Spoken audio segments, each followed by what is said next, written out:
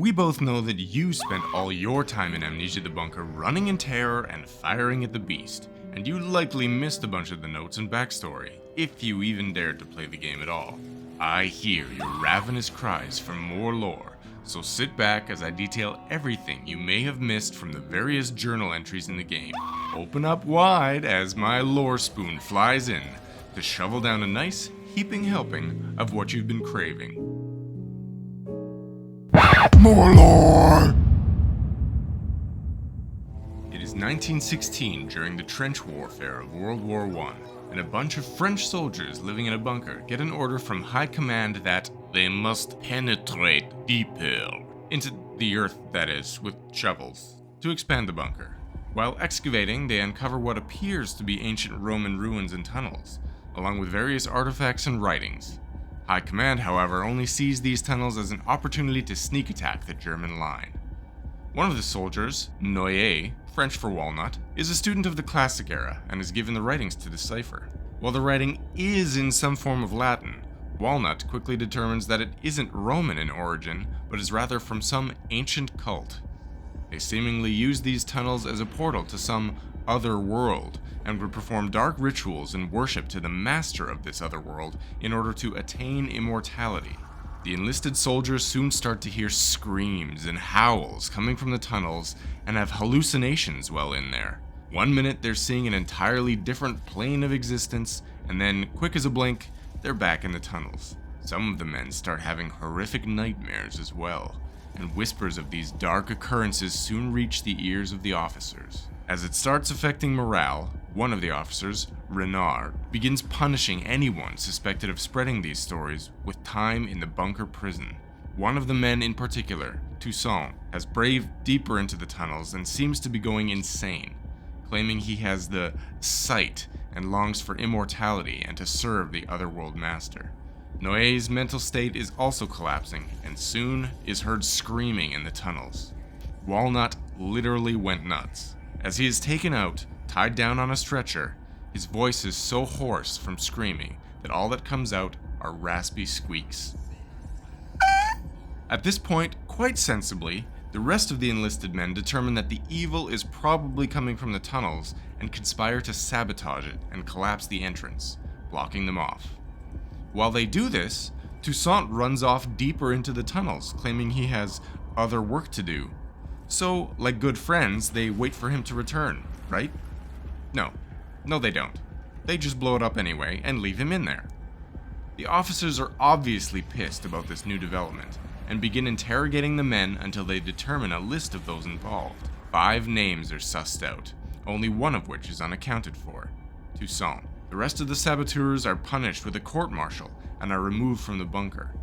The explosion effectively sealed the tunnels off, ending the officers' sneak attack plans and even flooding the bunker in some places. At this point, bunker life returns to a relative normal. You know, dank, scary, depressing, and several raids are run on the German position, successfully capturing 20 enemy soldiers. They're all taken to other prison camps but one, prisoner number 73014, because they noticed that his uniform was missing any identification of rank. They suspect he's a German officer and that he removed them during capture to hide this fact. He is tortured and interrogated in the prison for days by Renard. Meanwhile, our protagonist, Henri Clement, and his friend Augustin Lambert hear of an upcoming comms repair patrol that one of them will likely get selected for. They play a game of chance, and the loser must take the patrol, but Henri cheats at the game and Augustin loses. After several days pass, with Augustin not returning as expected, he is presumed dead or captured, and Henri becomes racked with guilt. He only pulled the prank as playful playback for various pranks Augustin had played on him, but he didn't think through the consequences. Eventually, after a couple more days, the guilt becomes too strong, and he decides to sneak out of the base on his own to find his friend.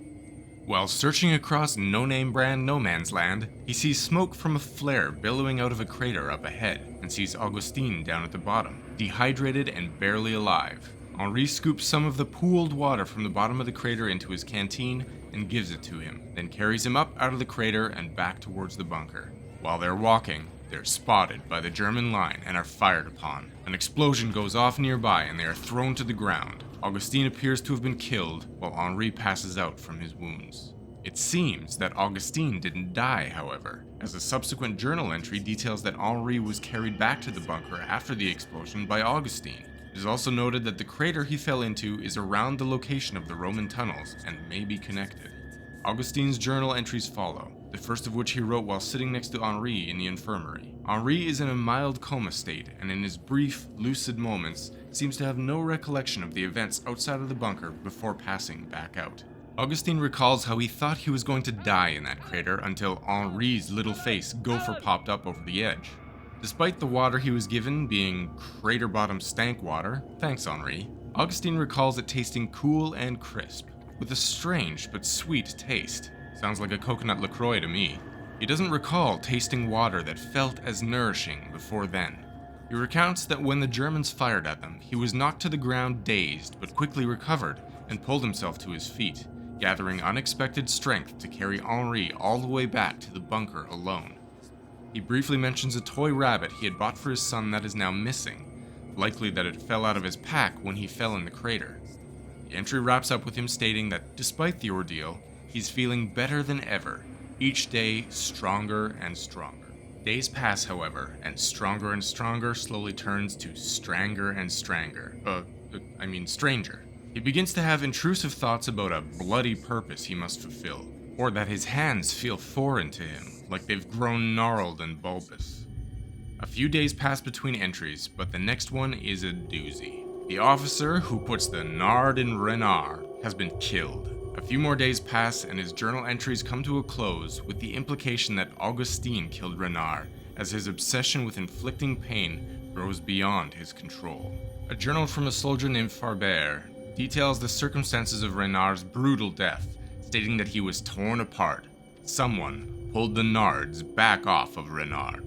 The men are hearing howls and scratching sounds coming from within the bunker, and after the incidents with the Roman tunnels before, they strongly suspect it's happening again. The commanding officer, Fournier, suspects that perhaps prisoner number 73014 escaped his cell and killed Renard, but it is determined that this would have been impossible. So he uses his leap to conclusions, Matt, and starts suspecting all the other soldiers after having lost faith in them due to the tunnel sabotage earlier, and he begins interrogating them. Very soon afterwards, the beast itself is finally seen in the bunker face to face, and all hell breaks loose. They make multiple attempts to kill it, but nothing seems to work. In Officer Joubert's final journal entry, he details that their commanding officer Fournier is now a cowering mess of fear, and can only think of fleeing the bunker and sealing the exit tunnel behind them, leaving the beast and the rest of the men trapped inside. Joubert ultimately decides to go along with this cowardly plan, but vows to broadcast the code to the weapons locker in the arsenal once he is out, so that the men have a means of escape if any of them survive and kill the beast. The final journal entry is from the only soldier left alive in the bunker, apart from comatose Henri in the infirmary. He explains that the only way out now is for whomever is left to find the explosives in the arsenal and the detonator handle in the Roman tunnels to blow the bunker exit and flee. At this point, Henri awakens from his coma. Lucky Duck just slept through the whole ordeal up until now, and the game itself begins in earnest as Henri makes his escape. There are a few places within the gameplay where this lore expresses itself visually. The last remaining soldier that wrote the note about how to escape is found by Henri shortly after he wakes. He gives Henri his pistol before getting grabbed by the beast. We also find the bodies of various other soldiers throughout the base and recognize the names on their dog tags as well as their corresponding lockers if available. Once we enter the Roman tunnels, we encounter some literal eyeballs casually discarded on a table. These turn out to be the eyes of the madman Toussaint, who cut them out because his mind's eye gave him the proper sight he needed. Further into the tunnels, we come across Toussaint himself, raving madly and singing some good old classic cave shanties until we blast him to death through the fog before he does the same to us. We also find a tunnel blocked by rubble that leads to the crater where Augustine was laying, and find his dog tag and rabbit toy. After retrieving the rabbit, we can pretty much confirm that the beast is Augustine, as we can throw the toy in front of him and he stops to pick it up.